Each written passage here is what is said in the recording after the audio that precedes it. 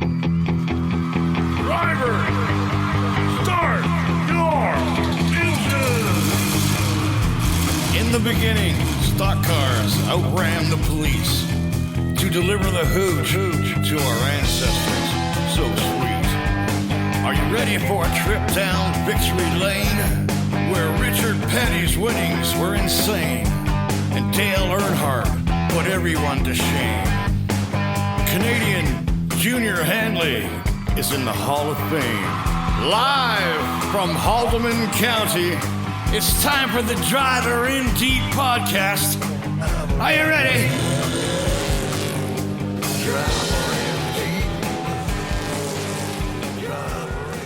Welcome everyone to the Driver in Deep podcast, brought to you by Motorsports.com.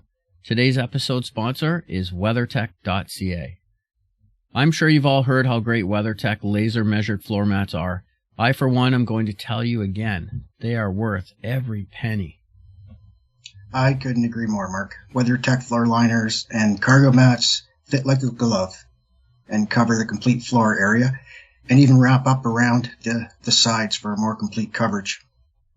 How many of you are like me and have a dog and or kids that don't think twice about making a mess of your car? With WeatherTech floor mats, you just don't have to worry about it. They snap in and out of your car easily, and there are no carpet stains anywhere. And speaking of dogs, my Boston Terrier, Echo, he just won't stay in one place when he goes for a car ride. The WeatherTech pet seat protector I ordered is here now, and trust me, I can't wait to use it. Yeah, well, speaking of pets, they also have the best pet feeding systems in the market. Cup and desk phone holders, and even cleaning and detailing supplies. Yeah, as you can tell, both Alex and I love WeatherTech, so they really are the perfect sponsor of the Driver in Deep podcast. Be sure to check out WeatherTech.ca and let them know you heard about them on the Driver in Deep podcast in the comments section when you check out. Yes, thank you, WeatherTech. So, Alex, what's been going on this week? Not too much, really. If you're listening from Ontario, Canada, like where we're from, then like all of us, you're just working your way through this current lockdown, and it's painful for sure. But we hope everybody's staying as busy as they can, and of course, staying safe. Yeah, no kidding about the lockdown and staying safe. But it's sure taken a bite out of my disc golf game, unfortunately. Speaking of which, I received a message from Shane Gowan, one of our listeners, a couple days ago that said, and I quote, "God damn you, I had to go Google disc golf when I was done cutting the grass today before I could go out on my motorcycle." Look at you started, Scooter. Listen, I think it's great that a number of our listeners now are checking out disc golf. My only regret is that I didn't start playing years ago. Okay, you know what, Alex? A quick public service announcement here. I played baseball most of my life. I love the sport. The problem is I only know how to play one way, and that's 100%. And I'm sure it's the same thing for you when you get behind the wheel of a race car, Alex. Anyway, in back-to-back years, I tore a hamstring first, and then I blew out my knee playing slow pitch. Luckily, though, after a little surgery, I'm pretty much fully recovered. So for me now, finding a sport that is lower impact, and it still gives you that great feeling after a good shot or a good round, and you can also play almost year-round, and hopefully for me, many years. So to me, that's a great sport. Plus, it's a great 60 to 90-minute walk, depending on the course, and most courses around here are also free. So what's not to like about disc golf?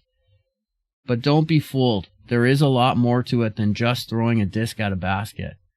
If any of this interests you, I would recommend visiting YouTube just like I did and Alex did, and searching for Scott Stokely, who's a world-class instructor, and he'll give you some great pointers on how to get started, or any of the videos from Paul Macbeth or Paige Pierce, both world champions. And Alex, wouldn't you agree that there's nothing like the feeling of ripping a disc 300 plus feet on a perfect line? Well, a couple things. First, I don't drive race cars anymore. Secondly, I don't think it matters the sport. You're pretty brittle. And third, 300 feet is not going to be good enough pretty soon after we get a few more games under our belt. But all kidding aside, it's a fun sport. I'm not sure it's that much more of less impact than slow pitch, but that's my opinion. But I can tell you, my wife Sandy loves it. My son Tyler loves it. They're all starting to gather their own discs up. Our plan is to get our daughter Lexi out once this lockdown's over and see if she likes it. I'm sure she will, and we'll be able to go out as a family and enjoy it. It's definitely it's fun, and there's a lot more to it, like you said, than meets the eye, which makes it interesting. That's true. Let's hope that I definitely don't have any more injuries. I don't think I'm that brittle, but I'm also not going to be running from second to home on a ball hit up the middle in disc golf. And that seems to be where my problem was. But I'm glad you guys are enjoying it as well. And I've also had my daughter Callie out to play and my wife. And you're right. It does seem like a great sport that we can all enjoy together. So anyway, that's my PSA done. Great. Now that we're done talking about disc golf, let me finish by talking about our sponsors. We have had some great episode sponsors like Hunsinger Heating and Cooling, Cool Coolers, and of course, WeatherTech, among others. And we still have plenty of opportunity for other great companies moving forward, whether you want to partner with us for one episode or multiple. Yeah, for sure. And thanks to our listeners for the great support so far, which has really given us some impressive analytics to give to our partners and show them some great value. So if you have any interest in sponsoring an episode or more of the Driver in Deep podcast, please send us a note at wingnutsports@gmail.com. All right, let's head to Trois-Rivières, Quebec, and bring in our next guest. He's two-time NASCAR Pinty Series champion, and he's the driver of, coincidentally, the WeatherTech number 47 LP Dumoulin. How you guys doing? Fantastic. Hey, LP, this is Mark here. And I have to tell you that I'm excited to have our first guest from La Belle Province. And not only that, for me, one of my favorite hockey players of all time, retired number 14, René Robert from the Buffalo Sabres, is also from Trois-Rivières, Quebec. So welcome to the show, and way to represent the Buffalo Sabres. There you go. Bonjour, mon ami. Ça va? Bonjour. Ça va bien, ça va bien. Okay, that's all I got for French. You know that. Yeah, I know that.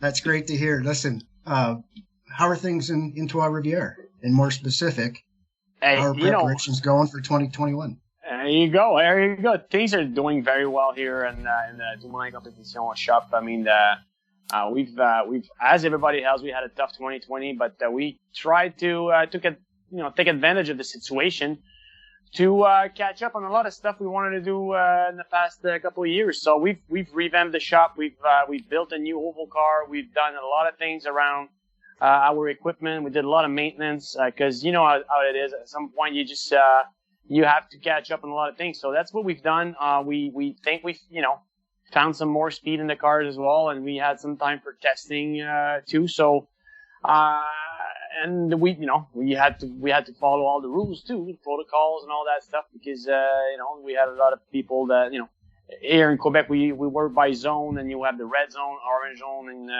I haven't heard about the green zone lately that much, but yeah, we haven't either. We're in the black zone here in Ontario, buddy. Yeah, I know it's a tough time. It's a tough time for everybody right now, but I think in Trois-Rivières we're doing decent, and we're getting ready for that new season. Really excited about it. Wow, that's great. And going from this year sort of all the way back, it sounds like you and your team are ready to go. But looking at your bio, the Dumoulins have a deep history in motorsports, and specifically in Trois-Rivières, which started with your dad, Richard. Can you tell us how it all started for your family, and are there other racers from your area that have had an impact on the sport? Oh, it started, yeah. I mean, there's a lot of racers in the area that have been doing great. I mean, in the series right now, we have Cameron, and we have a lot of people from Quebec, but like Cameron is really close to Trois-Rivières, and then I like Gilles Villeneuve is from Berthierville, which is about 25 minutes west of True River. So it was the Grand Prix has been a big thing for the regional drivers here. I mean, everybody knows the story about Gilles Villeneuve that was noticed here in Trois-Rivières in Formula Atlantic, and that's the way he made his way up to Formula One with the big name. So, yeah, I mean, having said that, and we've been 2019 was the 50th anniversary of the Three Rivers Grand Prix, as well as the 50th anniversary of the Dumoulin in the Motorsports. So my dad and his brother were big mechanic guy, car guy, and my grandfather as well, always been involved in the mechanic stuff, and they started with some rally and slalom and stuff like that because they had no money to do more than that. But at some point, my dad was a gym teacher originally, and then he became a mechanic teacher because he was really talented in mechanic.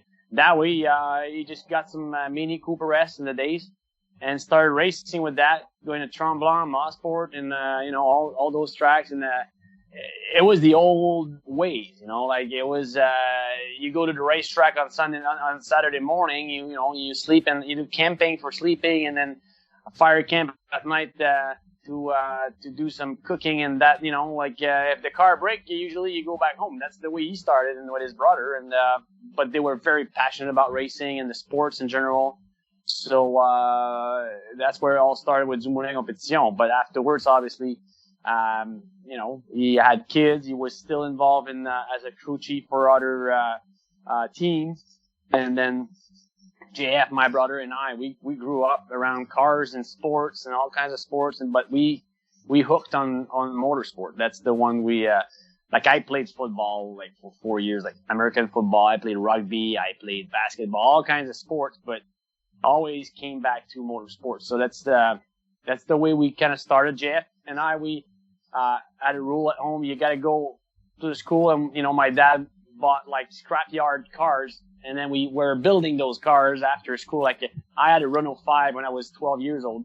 Not on the roads, but we used those cars and went on the lake, ice lake, frozen lake, and then we were doing ice racing. So that's the way we pretty much started. My brother and I were doing road course, ice racing, and we built it up from there. Went to Jim Russell Racing School in Mont-Tremblant as a mechanic in the mechanic championship, and we worked our way up in Formula cars from there. Yeah, I've been fortunate to meet most of your family, of course. Great family, great history, always great. When we got to go to Three Rivers with the NASCAR Pinty series, I always tried to stay close to you and JF because you two guys you kind of own the town, man. So I always hung close by you guys. You may not even see me following behind you, but wherever you guys went, I tried to be there so I could maybe catch some of the overflow of all the perks you got while we were there, for sure. But listen, LP, you've talked about getting ready for the season, which is great, but tell us from a team standpoint. I'm sure our listeners would like to hear this. What it's like working through this pandemic. Like you say, we're in our second year, from travel, keeping your sponsors happy. How do you keep your sponsors happy when you're not racing as much as you'd like to and going to all the places that are probably in your contract, all those different things. Our fans are going through a lot also, but I'm sure they can't even see live races or haven't for quite some time. So I'm sure they'd like to hear some of the hurdles that you guys have to jump over. Hey, I mean, you got it right. It's a tough time for everybody right now. And then when you have your own team, it's extremely stressful. But as I said earlier, we've been really blessed and fortunate to have the best sponsor as WeatherTech and Belmar behind us to go through the pandemic. I mean, the first thing I did when we were announced last year that the season was shortened and we would have no fans in the stands and et cetera. I mean, I was talking with Tony Page and Joe Magri at WeatherTech Canada, and they were right there behind me. They wanted to do it. They wanted to be there for us at Dumoulin competition, but as well as for what they've built with us the past 10 years. It's going to be 10 years this season that we do full season with WeatherTech. So they wanted to be behind their fans and clients and everybody, just to make sure that WeatherTech is there, because they showed how strong and reliable they were as a product, as a company, and as the same way about what they've been doing with us in racing. So they were right there, and it was a big deal for me to feel them behind us, helping and saying, guys, we're not gonna let you down on this thing. We will work together to make it happen, and it's the same thing this year again. So I can tell you one thing: with the little family, and big business as we have in the NASCAR Pinty series, because there's a lot of equipment involved in a big team like that. So to have those partners and sponsors and friends, because I can call them my friends, and we've been together for so long, we had so many great days and great championship that it felt great to have them with us. Yeah, you mentioned Tony and Joe. They're two great guys, of course, and it made me think of a story. We'll get to your championships later, but just when you said their names, it made me think of this. Remember when you won a championship in 2014? We went to Charlotte for the awards banquet. Apparently, it was really new to you guys because you forgot to tell your sponsors they needed to have a black tie to go up on the stage to pick up the sponsorship award. So there we are. It was like the afternoon before, and we're doing rehearsal. Yeah. And all of a sudden, I think Tony or Joe walked up to me or Gibbs and said, "Do we have to have a black tie?" And we said, "Yeah, anybody on stage has to have a black tie." Didn't the Dumoulins tell you? No. And anyways, there we were, man. We were scrambling. Well, I don't think I was. Gibbs was scrambling, trying to find those guys a tux for the next day. And I was kind of tense there for a minute. And they were, kind of pissed at you. Yeah. But you know what? We had a beer on that night, and we were laughing at it for sure. LP, you mentioned it earlier, but you were part of the Jim Russell School program, I believe, in 1995. What can you tell us about that and what kind of impact that had on you? It was huge for us. I mean, my dad was, during the summer, my dad was the director of the mechanic part of that school, as well as my brother was a crew chief on a Formula Ford team with DD. Now we know why you won. Now we know why you won that program. Yeah, right. Come on, man. No. And I got a good story for you on that one. I mean, JF was a crew chief in the Formula Ford Championship, the Canadian Championship with DD Scranton. Probably you guys know that name. And so we were all working on cars, and we had to draw the car that we were going to race with. And there was one car in the field. I remember number 24, a blue car. The engine had a zillion of hours on it. It was pumping oil and then compressing in the pan, and I was like, I don't want to draw that number. Every time I was drawing that blue car, and then my dad said, you know what, he was doing it for everybody, but we had to put like that Bardol can in the engine to try to seal it a little bit for the weekend that we were racing, and still that car was not the fastest, but I don't know, I had a lot of fun, and then some corners that I had to change my driving style, and then we were working really hard on the cars and spending a lot of time at the track, and we did good. I mean, I had the chance to have my brother to give me a lot of coaching and some good tip, as well as how to drive those Formula 2000 car at Jim Russell, and my dad was there as well for the driving part and mechanic part as well. So I think that it was really helpful to do that championship because we were learning. I mean, of course, we've learned with my dad before that how to work on cars, but now we were with a bunch of other guys or girls and then working on cars and then learning how to be better on the track, but as well as being better, working on the cars and as a better mechanic. And I think setup wise and then feeling the car or feeling when there's something wrong, that championship, that mechanic championship was helping a ton on that, and that was a really good base for us as young driver to work it up. And unfortunately, we don't have much of that around here anymore, but it was great to do that. Yeah, those types of programs are definitely surely missed, that's for sure. Hopefully I don't miss anything here, but Formula Ford, Formula Atlantic, 2 NASCAR Pinty Series championships, which, we'll get to those later. But you've obviously started as a road racer, and besides those championships, you raced in 3 Rolex 24-hour races. I don't know if it's still a stat, but I think at one point you're the only Canadian to finish on the podium at 12 hours of Sebring, and many other events.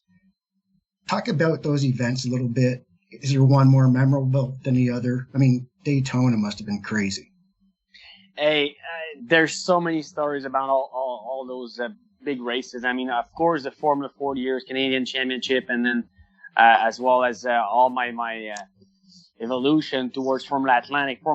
I should not have done that. It was a huge mistake on my end. We didn't have the money to do it, and I found a way to get some a loan at the bank. But I was 23, and I just won the Formula Ford championship, you know, with the record of win. And I was like, I want to do Formula Atlantic so much. And Links Racing had a really good seat coming up because, Michael Valiente was going to another series. So I was like, I want to be there. I want to try to get that seat. So I got myself involved in the money at the bank and then a big loan that I had to pay for about 7 years afterwards. So it was good and bad, good and bad decisions for my whole career. So Formula Atlantic was not my best years, but afterwards, with a lot of help around me, partners, we made it back to sports cars because that's where JF was, and there was a lot of opportunity to go through the Grand Am Series, which is the one that leads you to do the 24-hour of Daytona, 12-hour Sebring, and all, etc. So I did the 24-hour of Daytona the first year. So I mean, it is a good story. My brother won the 24 of Daytona. I think it was 2005 or something like that. And then the second time he went with Allegra, and I was a good friend with Carlos de Quesada as well from Allegra Motorsport. And then I had a good test with Carlos, and JF pushed really hard for me to be part of that roster there for the drivers at the 24. And then Carlos told me there's only thing that could take you away from being in that Porsche is we've tried to get a Porsche factory driver. His name is Marc Bassin. So I'm like, okay, no, I understand the rules. I'm good. You know, I was there. I really wanted to be part of the team and all that as a driver. And then between Christmas and New Year's Eve, I got a phone call and Carlos told me, I got that factory driver that can do, that Porsche wants to provide me. Of course, when you have Porsche providing a driver as a team, you have to take it, because you got all the support from Porsche and all that. So I'm a big boy. And then I try to find another ride, but at that time, it's late to get another ride. And then I'm there with the team, and Carlos felt, really bad because he really wanted me to be driving.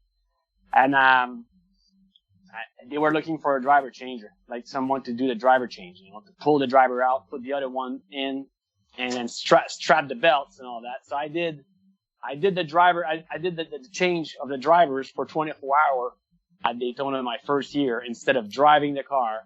And we won the 24-hour of Daytona, and that was like the change. Every time I was changing drivers, I felt like, I should jump in and instead of strapping that guy in, But it was a great experience. And then the year after, I did the 24 with Carlos again as a driver, and I did it again later in the prototype, in Daytona prototype, and it was a great experience. I didn't get the Rolex there. My brother did it twice. He won it twice. So when you win, you get a Rolex, and I'm sure he'll give you one. No, but I got some rings. I got some NASCAR rings, so that's I don't know. Yeah, fair enough. LP, so you and your family obviously love road racing, and I've got to ask, how did you end up racing stock cars? I mean, I know in the Pinty series there are some road races, but there's also a lot of oval races, which seems like it would have been new to you at the time. Yeah, and it's a really good question. I mean, at the beginning, I was just looking at NASCAR because at one point as a race car driver, my dad is a teacher. We don't have a lot of money to go racing, so we really had to work on a sponsorship and then partnership with people. And then at some point, I had to make a decision saying, hey, I want to go racing, and I want to find a way to get sponsors and have something that it could be a win-win deal with the sponsors. Because, I mean, we all know a lot about racing, and we all know that sometimes it's really hard to get money from sponsorship and then put it on the cars and make sure they have something back from it, money-wise. You have to make it so the sponsor feels, wow, that's a good thing I've sponsored that guy because I'm selling a lot of full liners on a Monday. Well, here we go. NASCAR was a great series for me. I thought that NASCAR was really big about marketing, was very big about supporting the teams and drivers, and there was a lot of loyalty in between the fans and then the driver and then their brand that sponsors the driver as well. And that I saw that opportunity saying, hey, if you really want to keep racing, like you want to race Formula cars, you want to race anything, you got to go in the series that really can help you to raise sponsorship. And NASCAR was getting really big in Canada, and I was like, let's go. I mean, I don't mind going around and around, but at that point, I had no idea how to do ovals. And I got to tell you, 2011, 2011. I have the only car I have is a road course. Like JF has a road course car. I have a road course car. We do well on the road course. And then after Montreal Grand Prix, Brad Morin came to me and said, "Man, you're leading the Rookie of the Year championship. You got to find a way to jump into an oval car and then try to get that Rookie of the Year thing." I'm like, Rookie of the Year? I didn't know it was that big, but I mean, NASCAR, you're Rookie of the Year. It is big. It's a big deal. So we kept going, thinking about it. And at one point, I tell my brother, I said, "I got this guy, Billy Burns, a friend of us. He can probably help me here to do like that left front A-arm and then try to make my road course into an oval car. And then, a bit of money involved there, and then with the prize money, maybe I can get even. Well, getting even in racing is pretty hard, but anyways, I was like, maybe we can make that thing work." So we had so many problems to get it done, like engine problems, this problem. For me, first race on oval ever. I show up. I was coaching on the Friday. I drove overnight, sleeping in the truck stop, and I go to Barrie, Ontario. Yeah, so Mark, Barrie, Ontario, that speedway is second smallest oval track maybe in the country, in the province. Yeah. In the province. So as a first race on oval, I had no choice. I had to go, but I was tired. We had to push the car. We didn't know, oval car is really hard to push. So we had to push that car up the hill, and I was exhausted at the end of that night. Anyways, so first lap around the track, I'm like, that's pretty fun. So I start playing on the edge of the walls, like we try to, like we do on the road course at Three Rivers and all that. But you cannot start. I mean, you can go close to the wall. At some point, there's dirt there. And anyways, I've groined the walls like, oh, that is bad. Like it's my car. Usually you want to keep it perfect. But on oval, I didn't know at that time that you cannot get out of an oval without a donut in the door. So I started at the beginning of the race. People were lapping me. I remember Stickley leaning on my door, and I was like, "Man, I left you a lot of room. Why did you touch me?" But now now you know the deal. Like it's oval racing. You lean on each other all the time. Like there's no way to do oval without doing your wrap again the next race. That's awesome. Hey, Barrie, if you didn't get touched, yeah. Now you know that's the odd thing. Exactly. It's not touching somebody. Alex, Yeah, isn't that the track your brother wiped you out? Yeah. We're racing a Legend Car Canadian Championship there. I'm leading 10 or so laps to go. There's a restart. I'm killing him. There's a restart. My brother, second place. Of course, it's his chance to prove he can beat his big brother. Anyways, infield spinning, broke the camshaft, rolling the motorcycle engine backwards and blah, blah, blah. Anyways, yeah, why'd you bring that up, Mark? Just for that reason. I'm sure. Hey, that made me, thinking about Trois Rivières GP3R. One of the first times we had a fun interaction, I thought about this just as you were talking about that. That's when I knew you're a funny guy. So I think it was 13 or 14. I lined up some dignitaries to do pace car rides at GP3R early in the morning prior to they open, because once the track goes hot there, Mark, the whole town shut down. So you arrange these, and LP, they wanted LP Dumoulin, local rock star, to do it. Of course, no problem. Well, it's like 5 to 8 or 5 to 7 or 7. I think it was 8 o'clock in the morning. No LP. I'm like, oh my God.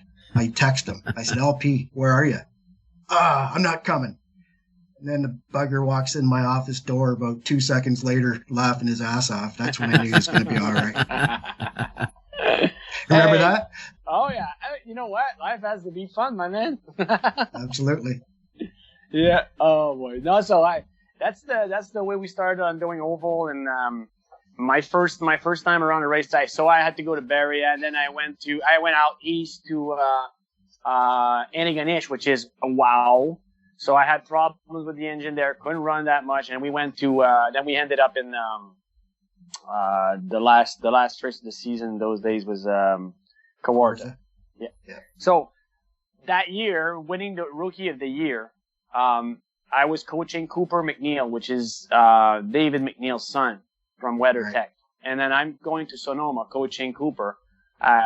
Cooper doesn't need coaching anymore. Believe me, he's fast. Like he's running up front in the Porsche and GTLM in the WeatherTech series. But anyway, so in the days I meet David McNeil and get to know him, and I exchange with him where I was with my NASCAR stuff, and then I win the Rookie of the Year. Just send an email, say, hey, I won this thing, and then we're really proud, just to keep him busy, and posted about what's going on, and then he answered me back. He said, LP, I want to talk with my Canadian side of WeatherTech, and I would be interested in sponsoring you. But you know how it is, like you think, oh, okay, yeah, okay, let's move forward. But we've heard that a couple of times in the past. But David is a great guy. He's a very good person, as well as a very good businessman. And that's the way it started. Just long story short, that's the way it started. Winning the Rookie of the Year in the NASCAR Pinty series, and then met with David McNeil, and then he has a Canadian passport as well because he was born in Canada. So we had good stories about, my mom is from the Maritime, and we was from there as well. And here we are 10 years later, keep kicking here, and then still kicking, and had a couple championship, and we're not done. Things really seem to work out for you here. Rookie of the Year, which we just talked about, 129 starts. You had 10 wins and 84 top 10s and 5 poles since starting in NASCAR. Plus, you've been with a great sponsor in WeatherTech for some time now. My question is, how did you get started with WeatherTech, and how long have they been your primary sponsor now? So they've been our primary sponsor for 10 years, and that's, as I told you, that's the way it started, with winning the Rookie of the Year championship, and just meeting with David McNeil that same year. 2012. I mean, we won 2011 Rookie of the Year, but our first season together was 2012. And when David told me I have to speak with the Canadian side of WeatherTech, it meant in the days talking with Joe Magri and Tony Page, obviously. And then he came back to me in January and said, LP, it's working. We're going all out. We want to do a full season with you. You got to prove my guys in Canada that it's worth it to sponsor you, and that you can do well. And then on top of it, I want you to drive for us at the 12-hour Sebring in the Porsche GT3 Cup car with Cooper McNeil and then Lee Keen. Can you believe me that night I was jumping all over my apartment? I couldn't believe it. I was jumping all over the place. I couldn't sleep that night. I was so excited, so happy that finally something was going in the right direction sponsorship-wise in my career. I mean, I had a lot of great partners and people that helped me to be up to Rookie of the Year, obviously, and then do all the stuff before. But that was huge because it was all those years of working, not only me as a driver, but everybody with the Dumoulin that's been helping me, my brother, my parents, my family, my friends, everybody, my partners, like sponsor-wise, all the way up to that moment. That meant so much for me, just to say, hey, see, that was worth it to keep working super hard and then take all those risks we took to make it all the way up to this. And then when you get that opportunity, there's something, I mean, you always want to win. You always want to do well in racing. You work your ass off to really make it work, to go racing. You guys know, I mean, it's really hard to go racing first. But when you get the chance to have a sponsor like that, there's some energy that you didn't know that you had that keep filling your emotion and your desire of winning, of doing well and keeping them happy, and then proving them that it was the right decision to sponsor you. That's for sure. That it was outstanding that night, and then here we are 10 years later. Yeah, absolutely. And like you just mentioned, all those people, and nothing happens. WeatherTech doesn't happen with all those steps prior to that. And I've talked to Mark about this and some of our other guests, because this past year, me and you were both, fortunately, at the same time inducted into Canadian Motorsport Hall of Fame. And it's coincidental, right? We're buddies and we go in together. But I think I told Mark, it was at that point when I started to think back about all the people. The only reason I got there wasn't me. It was all those people, all those sponsors, General Motors on my side, big culmination of all that. Bam. But yeah, it's very important just to keep that all going. Exactly.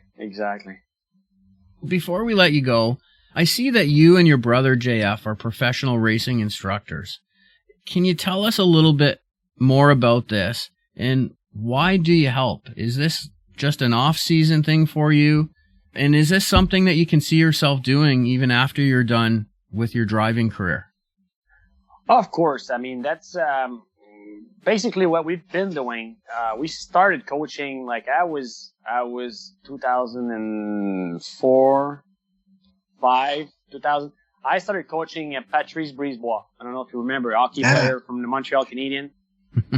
He has a Stanley Cup ring that I really like. We had a good time. I was coaching him in Ferrari Challenge, and we won races. Me as a coach, and him as a driver. And so I coached him at the Mont Tremblant racetrack, and then we did a lot of racing together. And that's the way I started really coaching privately. And I've coached him, and I met Le Cavalier, did some coaching there with more, and then. Before that, I was we're still very good friends. My car owner is Marc-André Bergeron.